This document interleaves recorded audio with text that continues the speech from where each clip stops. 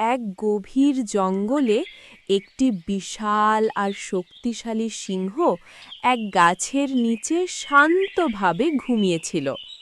হঠাৎ করে খেলতে খেলতে একটি ছোট্ট ইঁদুর ভুল করে সিংহের শরীরের ওপর উঠে পড়ে। সিংহের ঘুম ভেঙে যায়। সে প্রচণ্ড রেগে গিয়ে ইঁদুরটিকে থাবার নিচে চেপে ধরে। ভয়ে কাঁপতে কাঁপতে ইঁদুর বলল, মহারাজ, দয়া করে আমাকে ছেড়ে দিন। আমি খুব ছোট হলেও একদিন আপনার উপকার করতে পারি। ইঁদুরের কথা শুনে সিংহ হেসে উঠল।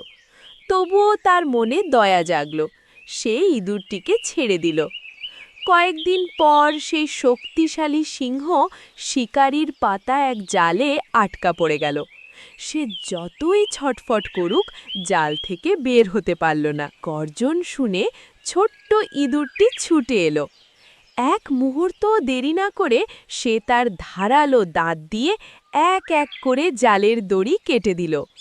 অবশেষে সিংহ মুক্ত হল। লজ্জা আর কৃতজ্ঞতায় সিংহ মাথা নত করে ইঁদুরের দিকে তাকালো।